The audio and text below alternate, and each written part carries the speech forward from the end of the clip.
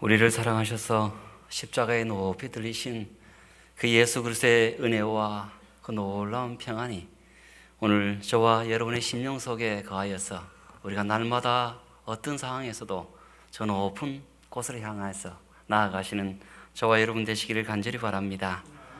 귀한 찬양으로 우리 예수님을 생각나게 해주신 우리 부계김 진심으로 감사를 드립니다. 노래 가사 중에 한 번 보고 두 번 보니 자꾸만 보고 싶다라고 하는데, 오늘이 한 번 보고 두 번 보고 자꾸만 보고 싶은 날입니다.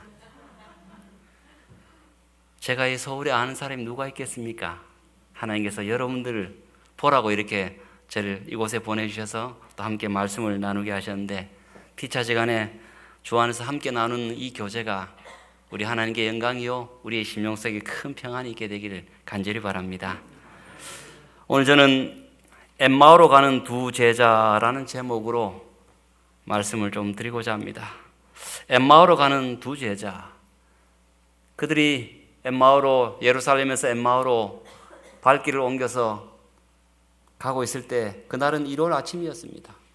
1월 날 예수님이 부활하셨다는 소식을 어렴풋하게 들었습니다.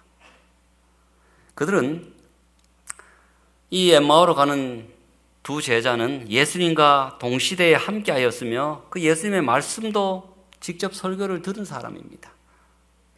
우리처럼 성경을 통하여서 예수님의 음성을 듣는 것이 아니라 실제적으로 생방송으로 예수님의 설교를 듣고, 또 어느 목사님에게, 어느 장로님에게 제자 훈련 받는 것이 아니라 실제적으로 제자들에게 제자 훈련 받은, 아주 동시대에 예수님과 함께 하였고 또 말씀을 들었던 아주 신실한 두 제자입니다. 그런데 그들이 무엇이 문제이고 무엇이 부족하여서 실망하여서 예루살렘을 떠나서 엠마오로 가고 있었을까요?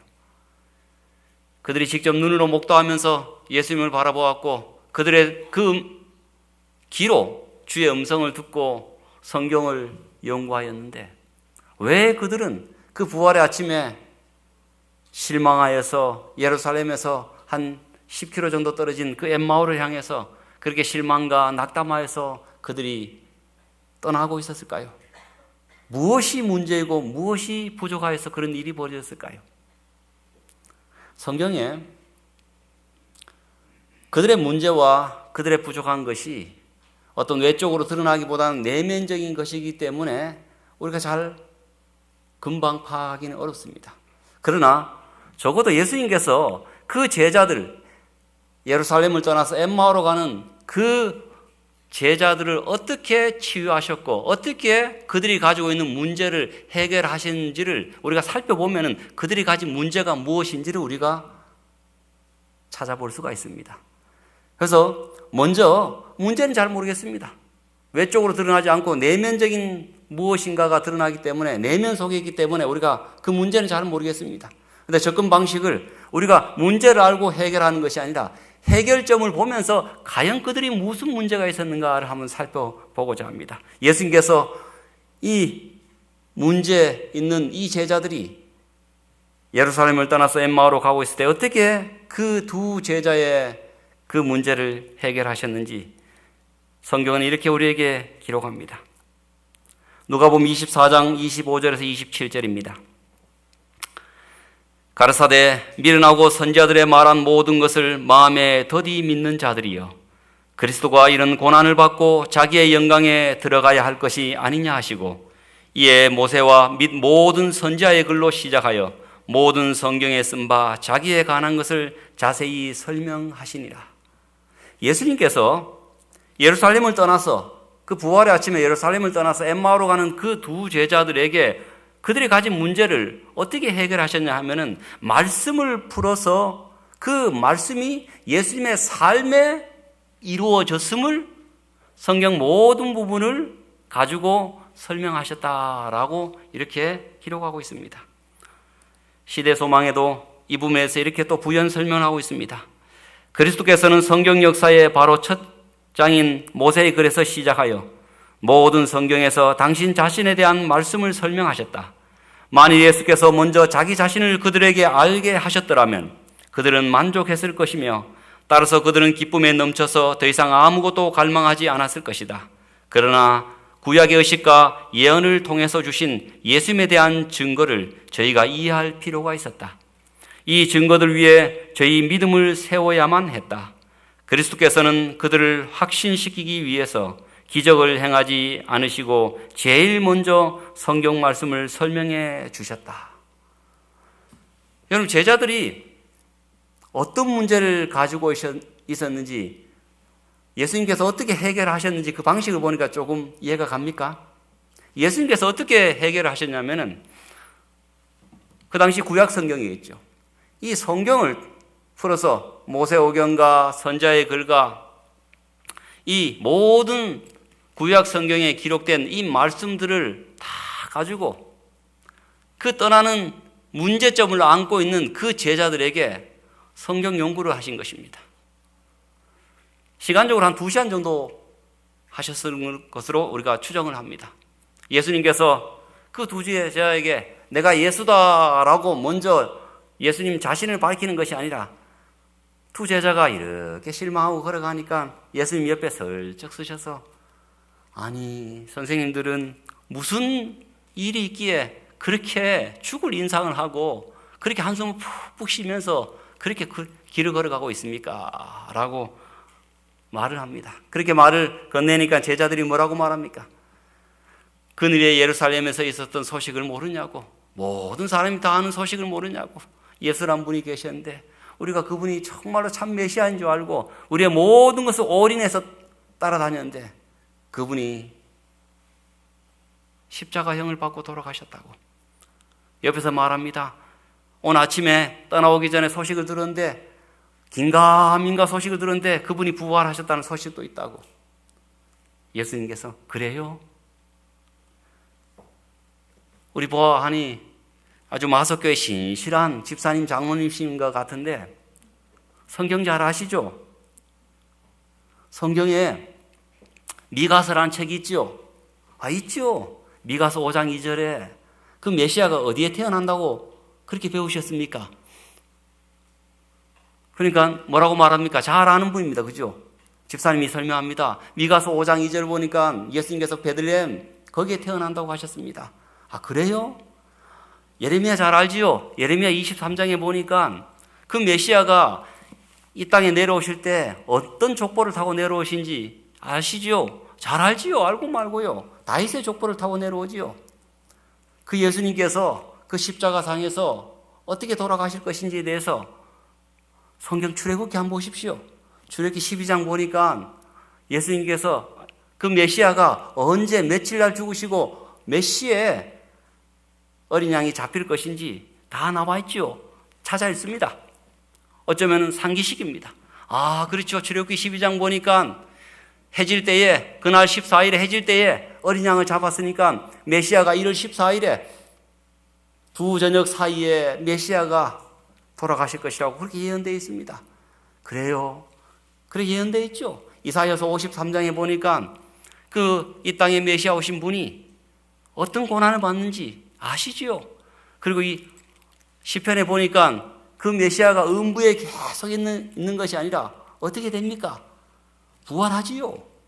여러분, 하나 지금 2시간 동안 성경을 통해서 예수님의 삶에 대한 것을, 그들이 메시아를 기다리고 있었는데 그들이 동시대에 살았고 그들이 들었던 말씀, 귀한 말씀을 주신 그 예수님의 삶 속에 하나 둘씩 이렇게 다 맞춰갑니다. 그들의 마음속에 어떤 생각이 들까요? 그렇구나. 십자가에 달려 돌아가신 그 예수님이 성경에 우리를 구원하러 오신 메시아가 그분이시구나 라는 것을 2시간의 성경 연구를 통해서 그들은 깨닫게 되는 것입니다. 문제점 해결 방식이 무엇이냐면 제자들이 예수님께 듣고 읽은 성경 말씀이 누구를 드러내는 것으로 지금 예수님이 설명해 주고 있는 것입니까? 그 두 제자들이 예수님께 듣고 읽은 성경 말씀이 바로 예수님의 삶에 이루어졌다는 사실을 드러냅니다. 두 번째, 그래서 그 기록되고 말씀하신 그 영생과 구원의 말씀과 어느 분의 말씀이 같다는 것을, 삶이 같다는 것을 깨닫게 됩니까? 예수님의 삶이 똑같다는 것을 깨닫게 됩니다. 말씀이 육신이 되신 예수님, 육신을 통하여서 기록되고 또 예언된 말씀을 이루어 가시는 그 예수님을 발견하게 되는 것입니다. 그리고 예수님의 이 말씀을 또한 기억하게 됩니다. 너희가 성경에서 영생을 얻는 줄 생각하고 성경을 상고하거니와 이 성경이 곧 내게 대하여 증거하는 것이로다. 내가 너희에게 이런 말이 영이요 생명이라. 영생은 곧 유일하신 참 하나님과 그의 보내신 자 예수 그리스도를 아는 것이니라 라고 하는 이 예수님께서 하신 그 말씀을 이해하게 되는 것입니다. 우리가 이 과정을 통해서 이제 제자들의 문제를 유추해 볼 수가 있습니다. 예수님께서 어떻게 해결하셨는지를 살펴보면서 그 제자들의 문제를 유추해 볼 수가 있는데, 먼저 이 제자들이 예수님을 만나기 전에 가졌던 문제가 무엇이냐면 예수님 참 좋은 분이십니다. 그들이 인격적으로 말씀하시는 거 보니까 전혀 갑질도 아니하시고 그 다음에 언행일치를 하시는 정말로 그런 분이 없이 참 좋은 분이라는 것을 그들이 알았습니다.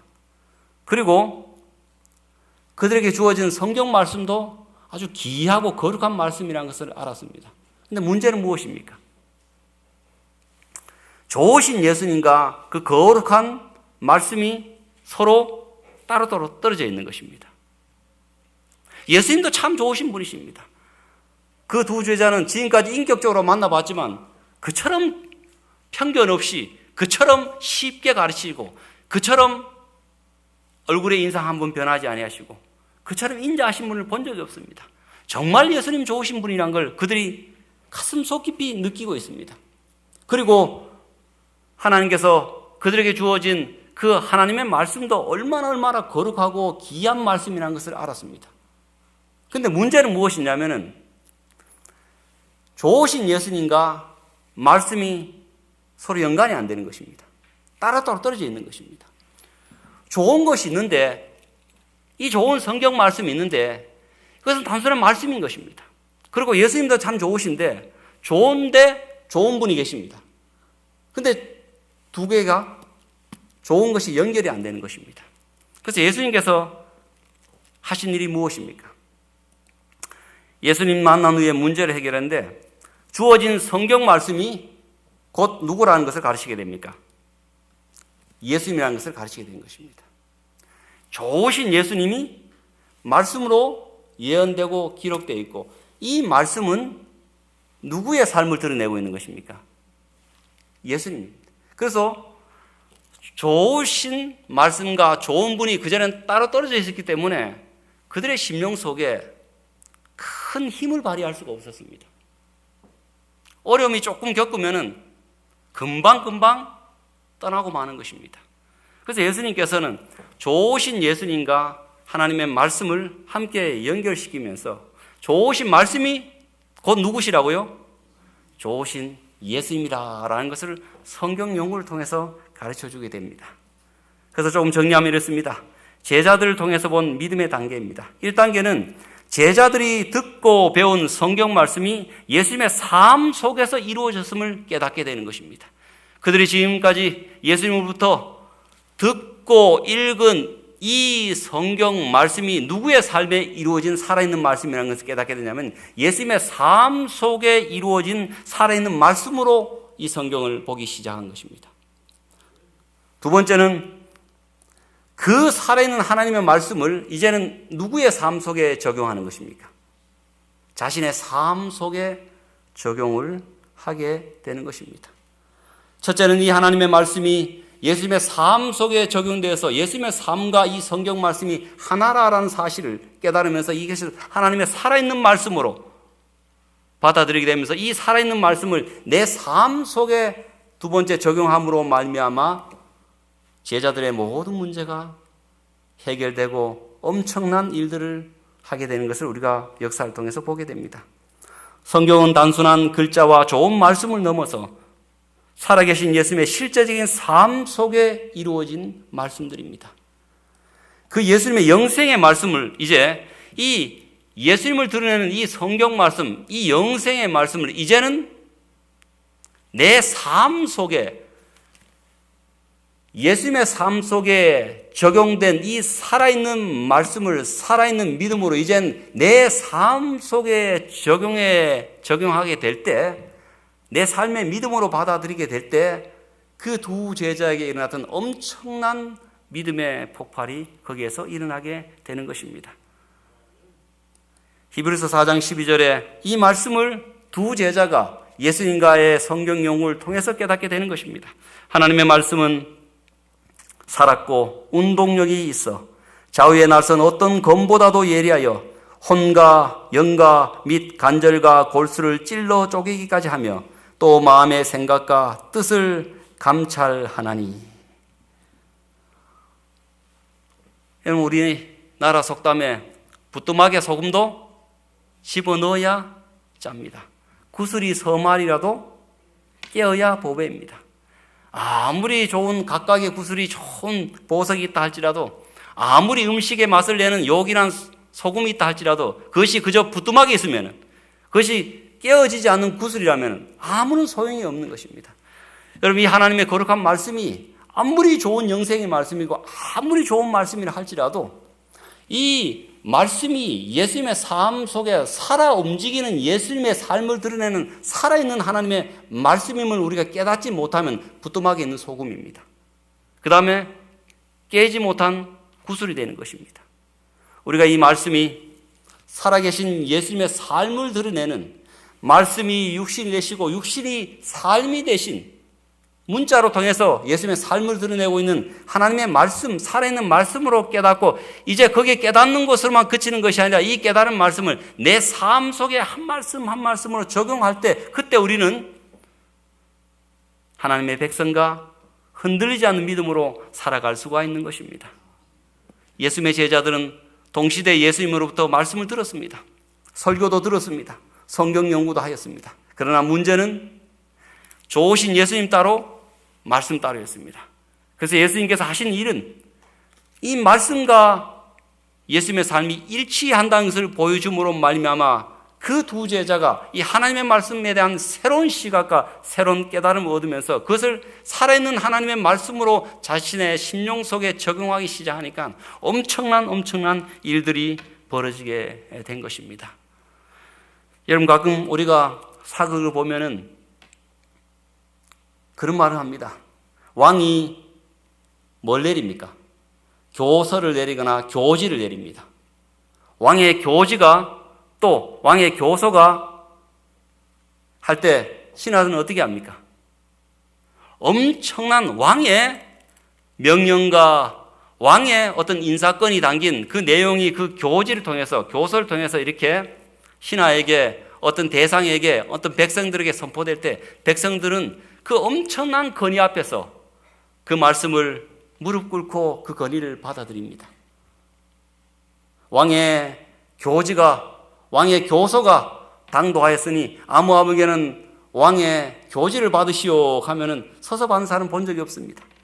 전부 무릎 꿇고 그 단순한 글자입니다. 아마도 백상봉 목사를 어디라 임명하노라라는 것을 교지로 내렸을 것입니다. 단순한 글자입니다. 그러나 그 사람들은 그걸 글자로 받아들입니까? 아니면 왕의 음성으로 받아들입니까? 왕의 음성으로 받아들입니다. 왕의 음성으로 받아들이고 난 뒤에 성은이 만극하옵나이다 라는 표현을 합니다.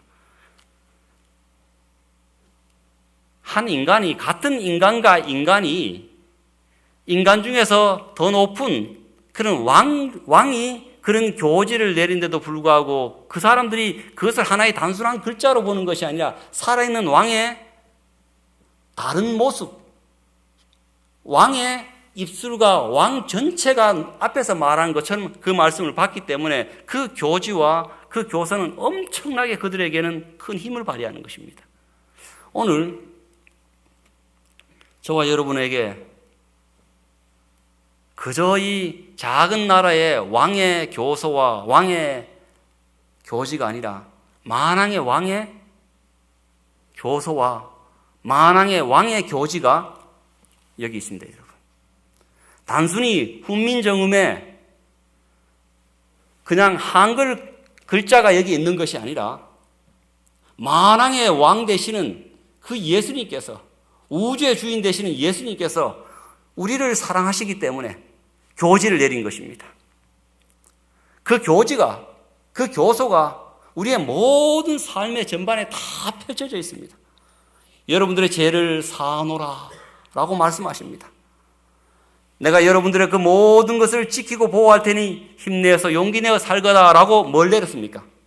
교지를 내렸습니다. 교서를 내렸습니다. 근데 우리가 단순히 이것을 하나의 글자로 받아들인다면 아무리 좋은 말씀이라 해도 그냥 힘이 없습니다. 근데 이것은 하늘 임금의 교서와 교지이기 때문에 이것을 살아있는 말씀을 우리가 그대로 우리의 삶 속에 적용한다면 여러분 어떤 일이 벌어지겠습니까?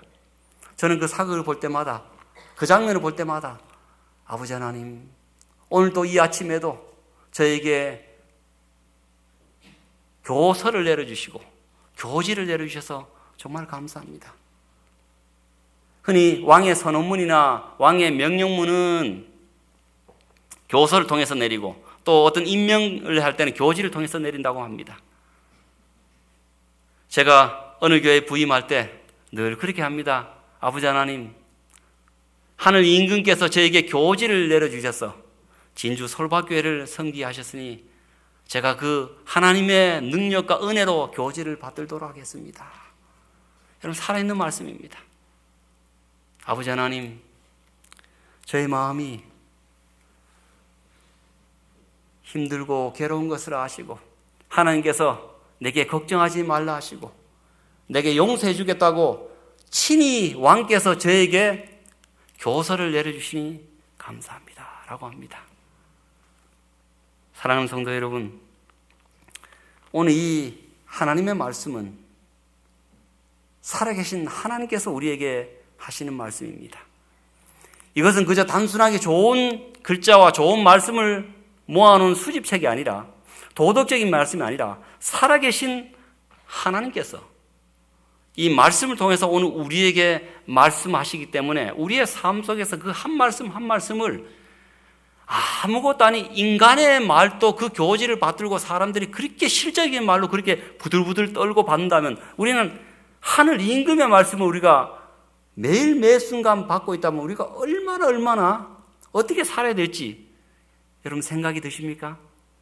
예수님의 제자들이 비유한다면은 그전까지는 그저 좋은 말씀이었는데 이제는 이것이 살아계신 만왕의 왕이신 교지고 교서라는 것을 깨닫고 그들의 심령 속에 한 말씀 한 말씀을 받아들일 때 그것이 영의 말씀이고 생명의 말씀이고 그것이 살아 움직이는 그 놀라운 역사를 하게 된 것입니다. 오늘 이 하나님의 약속의 말씀을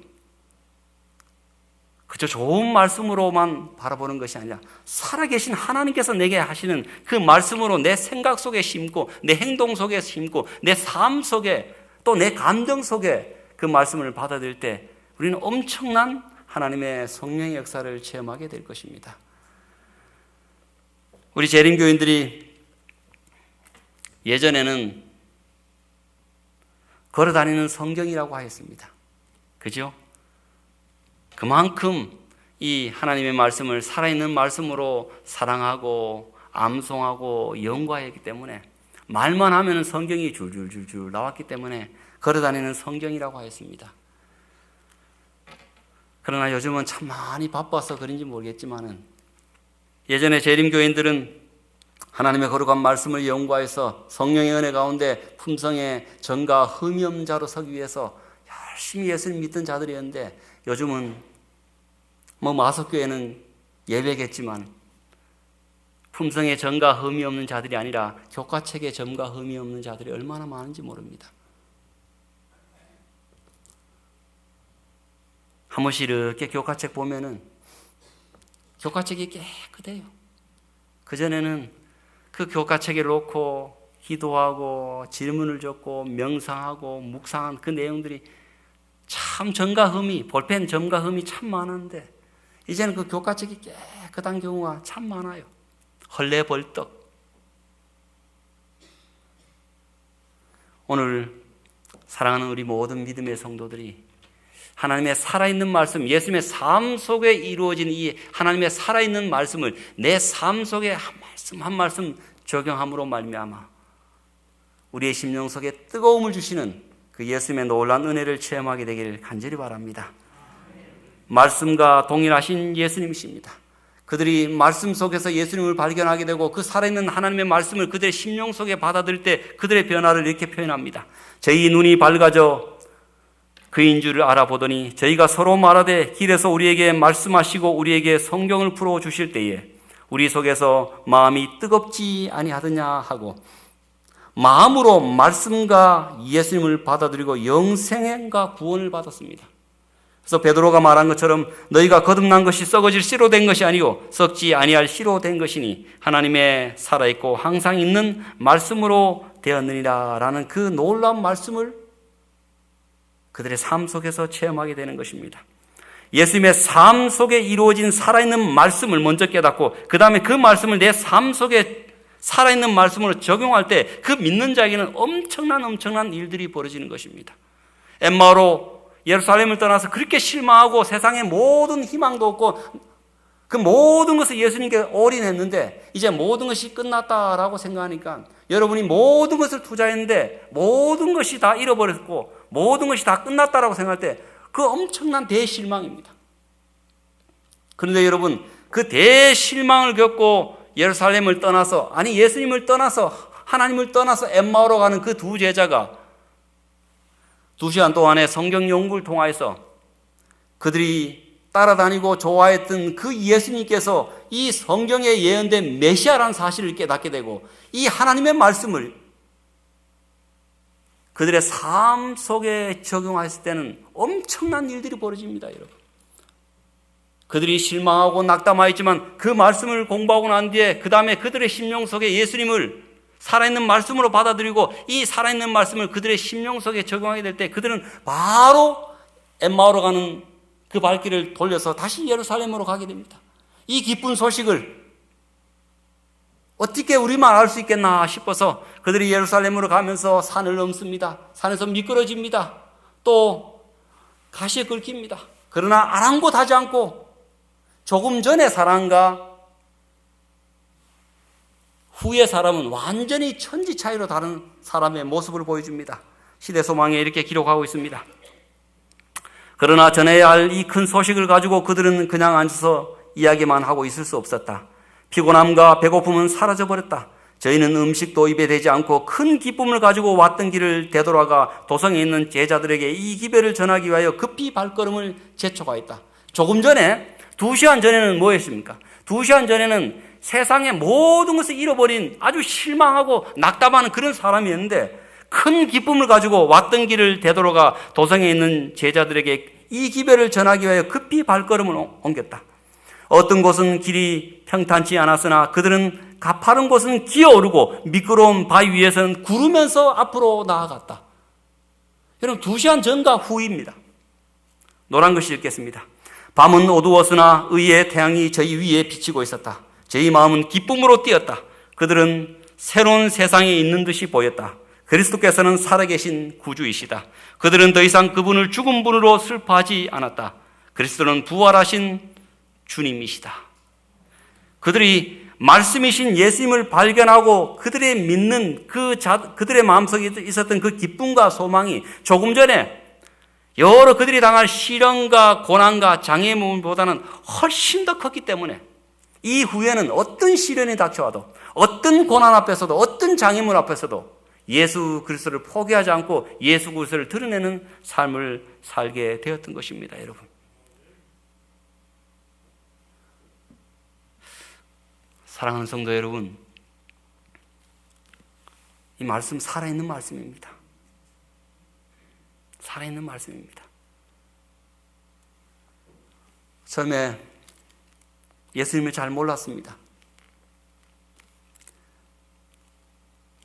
그런데 이 말씀이 예수님을 드러낸다는 말씀이라는 것을 제가 배웠습니다. 그리고 살아계신 하나님께서 만왕의 왕이신 우주의 주님께서 내게 하는 말씀이라면 분명히 그 말씀을 지킬 것이라고 믿었습니다. 그런데 처음에 믿었는데 제게 걱정거리가 생겼는데 기도했는데도 여전히 걱정거리가 제 마음속에 있더라고요. 여전히 문제는 해결되지 않아요. 어떻게 했을까요? 제가 하나님께 따졌습니다. 하나님, 사람도 신실한 사람이라면 자신이 한 말의 약속을 지키기 위해서 노력을 하는데 하나님께서 내게 걱정하지 말라, 내가 도와주겠다라고 말씀하시면 제게 평안을 주셔야지 왜 여전히 문제는 해결하지 않고 제 마음속에 걱정이 계속해서 듭니까? 제가 하나님께 불만을 토로했어요.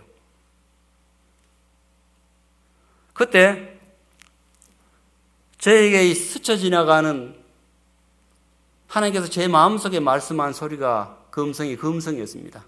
나는 할 수 있는 걸 다 하고 있는데 네 문제라고. 네가 지금 안 믿고 있고 네가 지금 안 붙잡고 있는 것이라고. 나는 할 수 있는 데까지 다 했다. 내가 널 위해서 죽기까지 다 하고 내가 죽으리라는 그 말씀의 약속까지 내가 다 이루었는데 너가 그 말씀을 붙잡지 않으니까 나는 할 수 있는 데까지 다 했는데 너가 문제라고. 한 번 안 되면 어떻게 하라고요? 2번 붙잡으면 되는 거고 2번 안 되면 3번째 붙잡으면 되는 것인데 왜 너가 계속해서 붙잡지 않느냐.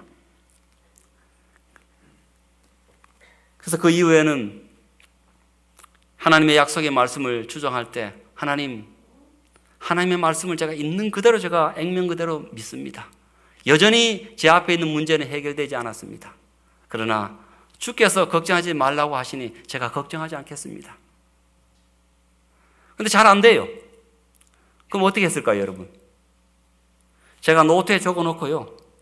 계속 쓰기도 하고 계속 외치기도 했어요. 하나님, 우리 아버지, 우리 집안에 이런 일이 벌어졌습니다. 저는 어떻게 해결할 수 없습니다. 그러나 주께서는 능치 못할 일이 없다고 말씀하셨고 도와주시겠다고 약속하셨으니까 어떤 식으로 도와주실지는 하나님의 뜻입니다. 그러나 어떤 식으로든지 도와주셔서 제 마음속에 평안을 주시옵소서. 그렇게 여러분 처음에 하니까 잘 안 되더라고요. 안 되면 전 2번, 3번, 4번 기도했어요. 그렇게 자꾸만 붙잡으니까 제 마음속에 하나님께서 평안을 주신 것을 경험하게 됩니다, 여러분. 아직도 연약합니다. 아직도 부족합니다. 그래서 어떤 일이 벌어질 때마다 하나님의 약속의 말씀, 왕의 칙서이자 왕의 교서이자 왕의 교지가 담긴 이 말씀을 붙잡고 계속해서 기도합니다. 하나님 이 말씀이 내 심령 속에서 이루어지게 하옵소서. 이런 상황 속에서도 상황은 변하지 않다 할지라도 내 마음의 상태 속에 평안을 주시겠다고 약속하셨사오니 어떤 상황에서도 하나님 제게 평안을 주시기를 간구합니다 라고 여러분 기도하실 때 하나님의 살아있는 말씀의 역사가 일어남을 제 마음속에 제 삶 속에 체험하게 됩니다. 사랑하는 성도 여러분, 살아있는 하나님의 말씀입니다. 여러분이 어떤 상황에 있든지 간에 어떤 감정 상태에 있든지 간에 어떤 처지에 있든지 간에 그 모든 처지의 생각과 감정과 행동과 삶 속에 주변의 여러 문제 속에 꼭 필요한 왕의 말씀들이 이 속에 있다는 것을 여러분 기억하시고 그 말씀을 붙잡고 간절한 마음으로 그 말씀을 믿음으로 붙잡고 내 삶 속에 역사할 수 있도록 여러분 끝까지 기도하신다면 분명히 그 말씀을 이루어지게 하실 것입니다.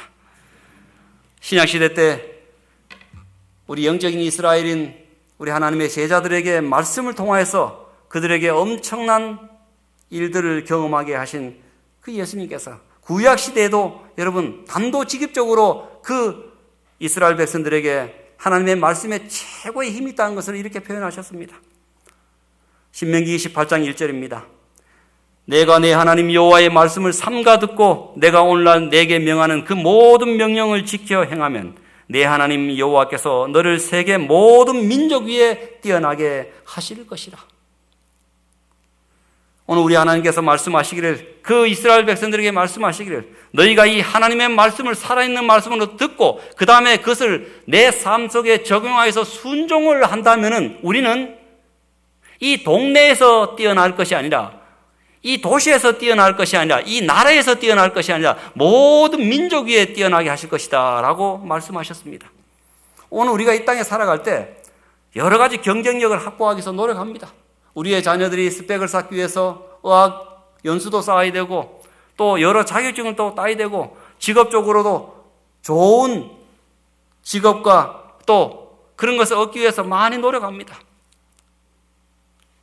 그러나 여러분, 그 모든 것도 필요합니다. 제가 그것을 부정하는 건 아닙니다. 그러나 우리를 창조하신 하나님께서 우리에게 말씀하시기를, 사람이 최고의 경쟁력을 확보하는 최고의 경쟁력은 무엇이냐면, 하나님의 살아있는 말씀을 삼가 듣고 이 살아있는 말씀을 내가 순종함으로 말미암아 내 삶 속에 적용할 때 우리는 이 동네가 아니라, 이 나라가 아니라 모든 민족 위에 뛰어나게 하실 것이다 라고 하나님께서 약속하셨습니다. 왕이 이렇게 명령을 내리시고, 왕이 우리에게 교서를 내리시고, 왕이 이렇게 칙서를 내렸습니다. 그러므로 여러분, 우리가 무엇보다도 이 땅에서 최고의 경쟁력을 확보하기 위해서 무엇을 해야 되냐면, 살아있는 하나님의 말씀을 내 삶 속에 믿음으로 받아들이고 적용하는 그런 자꾸만 믿음의 훈련을, 말씀을 따라 순종하는 그 훈련을 쌓게 될 때 하나님께서 나를 통해서 어떤 일을 하시고 계시는지를 우리도 체험하고 무사람들에게 드러내게 하실 것입니다. 하나님께서는 이 약속의 말씀을 하시고 역사 속에서 이 모든 하나님의 약속의 말씀이 그대로 이루어졌음을 성경 역사를 통해서 잘 드러내고 있습니다. 한 부분만 제가 설명하면은, 여러분, 하나님의 말씀을 순종하여서 그들의 삶 속에 적용하고 순종했을 때 어떤 일이 벌어질 것인지 성경 곳곳에 다 나와 있는데, 여호수아서 6장에 보면은 여리고 성을 무너뜨리는 장면이 나옵니다. 하나님께서 그들에게 명령합니다. 저 높은 산에 있는 여리고성은 철옹성처럼 아주 이 밑에서 오합 지졸과 같은 그 이스라엘 백성들이, 이제 막 출애굽한 이스라엘 백성들이 거기를 점령하는 것은 어려울 것이다. 너희가 40년 동안 그렇게 불순종하고 그렇게 방황하고 그렇게 우상을 섬기고 왔다 갔다 했기 때문에 너희는 힘들 것이다. 그래서 하나님께서 그들에게 말씀하셨습니다. 뭐 하라고 말씀하셨습니까? 하루에 한 바퀴씩 여리고성을 돌라라고 했습니다. 그리고 제7일에는 몇 바퀴 돌라고요? 7바퀴 돌고, 그 다음에 나팔을 불면은 뭐 하라고요? 소리 질러라라고 했습니다. 여러분, 오늘 단순한 말씀이지만 우리가 그냥 성경 말씀이니까 읽지만은, 여러분이 직접 만약에 그 상황에 있다면 이 말씀을 삶 속에 적용해서 순종하기가 쉬울까요? 어려울까요? 여러분, 돌고 있습니다. 저 여리고성에서 막 화살을 쏘려고 하고 창을 던지려고 하고 있습니다. 우리는 무방비입니다. 그런데 아무 말도 안 해야 됩니다. 그런데 옆에서 돌다가 옆에 장로님이 계시는데, 옆에 목사님이 계시는데 안쪽에 들어서면 바로 맞으니까 자꾸 바로 그게 안쪽에 아니고 자꾸 안쪽, 바깥쪽으로 자꾸 숨으려고 하면 어떻습니까? 아이고, 이 장로님이 앞에 서 있어 하면서 자꾸 뒤를 서면 어떨까요? 그러고 난 뒤에 자꾸 수근수근거리기 시작하면은 삽시간에 그 대응이 무너지고 맙니다. 그런데 하나님의 말씀을 그들의 삶 속에 집단적으로 다 순종해서 단 한마디도 돌면서 아무 말도 하지 않았습니다. 그들이 한 일이 없었습니다. 그들이 한 것은 무기적으로도 그들의 재능으로도 그 여리고성을 덤빌 수가 없습니다. 이길 수가 없습니다. 그런데 유일하게 하나님의 말씀이 그들에 있었고, 그 말씀을 살아있는 하나님의 말씀으로 받아들이고 그들이 순종해서 아무 말 없이 돌고 돌아보니까 도는 사이에 완전히 여리고성에 있는 사람들이 완전히 돌아버린 게 된 것입니다. 저 사람들은 왜 아무것도 안 하고 공격도 안 하고 저 뭐 하는 짓이지? 그들이 하나님의 말씀을 단순히 순종하고 그들의 삶 속에 그대로 순종해서 그렇게 나아갔을 때 하나님께서 놀라운 역사를, 최고의 힘과 파워를 하나님께서 드러내셨습니다. 우리 인간 스스로는 사단이 지배하는 세상과의 싸움에서 결코 승리할 수가 없습니다. 여러분, 아무리 의지가 강한 사람, 아무리 많이 배운 사람, 아무리 힘 있는 사람이라 할지라도 그 사람이 세상과의, 사단이 지배하고 있는 세상과의 싸움에서 승리할 수 있을까요, 여러분? 이건 불가능합니다. 제가 고향이 의성인데 의성은 씨름으로 유명합니다. 그래서 우리가 중학교 때 씨름 선수는 아니더라도 기본적으로 씨름을 다 배웁니다. 뭐 이렇게 보기에 조금 그렇게 생겼지만요, 씨름 좀 합니다. 그래서 청년 때 이렇게 씨름하면 배운 사람과 배우지 못한 사람은 현저하게 차이가 납니다. 아무리 덩치가 있는 사람이라 할지라도 차이가 납니다. 근데 어떻게 하느냐 하면은 그때 선생님께서 가르치셨어요. 반드시 약점이 있다는 것입니다. 아무리 강해 보이는 사람이라 할지라도 반드시 약점이 있을 것이고, 약점이 안 보이면은 움직여 보라는 것입니다. 이렇게 움직여 보면은 약점이 이렇게 보일 때가 있다는 것이에요. 그때 만약에 왼쪽 다리가 약점이 있다면 집중적으로 왼쪽 다리를 공격하거라. 그 다음에 오른쪽 다리가 약점이 있다면 오른쪽 다리를 공격하거라. 그 다음에 허리가 문제 있다면 허리 부분을 공격하거라. 그래서 약한 부분이 반드시 있을 테니까 선생님이 그렇게 말씀하셨어요. 어떤 사람이라도 약점은 있다. 그러니까 자세히 보면서 약점을 보고 난데 약한 부위를 알아서 그 약한 부위를 치고 공격하면 그 사람의 중심이 무너지게 돼 있다. 이것이 원리입니다. 그래서 저는 좀 배운 사람입니다. 제가 청년 때 이 서울에서 이렇게 한번 신학가에서 이렇게 대항하면 못 배운 친구들하고 씨름을 합니다. 저는 배웠어요. 이렇게 삿발을 잡을 때도 기술이 있어요. 삿발을 싹 잡고 난 뒤에 덩치가 아무리 크다 할지라도 선생님께 배운 것처럼 몇 번 흔들면은 약한 부위가 보여요. 그러면 그 약한 부위를 손으로 치든지 발로 걸든지 하면은 거의 어김없이 넘어갑니다. 중심을 잃습니다. 그럼 마찬가지로 사단은 나보다 나에 대해서 더 잘 압니다. 여러분, 사단은 내가 내 자신을 아는 것보다 더 잘 우리를 압니다. 그렇기 때문에 우리의 약점을 기가 막히게 잘 압니다. 저 사람은 돈에 대해서는 아주 강한데 어떤 자리 욕심이 강하다 하면 어떻게 할까요? 돈 가지고 유혹하지 않습니다, 사단이. 어떻게 할까요? 자리 가지고 이렇게 유혹을 하는 것입니다. 약한 부분이 그 부분이니까. 저 사람은 어떤 부분에 대해서, 어떤 말에 대해서는 전혀 요동하지 않는데 비교하는 말만 들으면 거의 이렇게 아이고 목사님, 저 목사님보다 뭐 어떻네요, 이렇게 비교하는 말만 들으면 다른 말은 굉장히 간대하고 허웃으면서 아이고 우리 예수님의 사랑으로 용납해 주고 간대. 비교하는 말만 딱 들으면 어떻습니까? 막 마음에서 요동쳐가지고 막 해가지고 그 약점을 누가 알까요? 사단이 압니다. 그러면 그 약점 가지고 공격을 하는 것입니다. 어떤 사람은 뭐 이렇게 남이 내가 하는 건 열심히 하는데 다른 건 다 간대하게 사는데 내가 한 것을 남이 알아주지 않을 때 그 사람이 어떻습니까? 그런 약점이 사단이 잘 알아요. 그럼 그거 가지고 막 공격을 하기 시작하는 것입니다. 어떤 사람은 다른 건 다 괜찮은데 이성에 잘 약하다면 이성을 가지고 또 다시 이렇게 유혹을 하고 약점을 하고 공격합니다. 그렇기 때문에 사단은 저에 대해서 너무 잘 압니다. 여러분에 대해서 너무 잘 알기 때문에 그 약점을 집요하게 여러분 공격합니다. 베드로 사도가 우는 사자처럼 삼킨 나갈 때 그 우는 사자가 그냥 으르렁거립니까, 여러분? 약점을 잘 보면서 모든 걸 다 해가지고 저와 여러분에게 맞춤식 유혹을 지금 던지고 있는 것입니다. 그러므로 결코 아무리 많이 배우고 아무리 의지가 강한 사람이라 할지라도 이 세상을 이길 수는 없습니다. 그런데 유일하게 이 세상을 이길 수 있는 사람인데 그 사람이 누구일까요? 이 모든 것을 아시고 최고의 말씀을 주셨습니다. 말씀을 붙잡고 순종한 사람은 세상을 이길 수가 있습니다.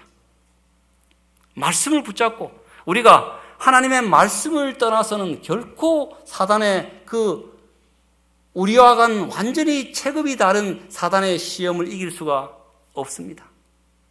그런데 우리가 하나님의 말씀을 붙잡고 그 말씀을 내 삶 속에 적용하고 그 말씀을 왕의 칙서와 왕의 교서로 받아들이고 왕께서 이렇게 말씀하셨으니까 제가 믿고 순종하겠습니다. 또 순종하면 안 생긴다면 또 두 번째 내가 믿고 순종해 보겠습니다 라고 그 말씀을 계속 붙잡고 묵상하고 주장하고 그렇게 살면은 내 삶 속에 말씀이 이루어지는 것을 내가 한번 체험하고 하나님의 놀라운 영의 역사를 내가 체험해 보면 그분은 말씀의 사람이 되었기 때문에 사단이 아무리 이 세상에 여러 약점을 가지고 여러 공격 무기를 가지고 우리를 공격한다 할지라도 우리는 능히 승리를 할 수가 있는 것입니다. 여러분, 어떤 삶이 결국 경쟁에서 승리하여 웃는 삶일까요? 네 가지 보기가 있습니다. 확실한 것을 확실하게 잡는 삶, 불확실한 것을 확실하게 잡는 삶, 확실한 것을 불확실하게 잡는 삶, 불확실한 것을 불확실하게 잡는 삶. 여러분, 어떤 삶이 결국은 승리하여 웃는 삶을 살아가는 삶일까요? 답이 나와 있지요?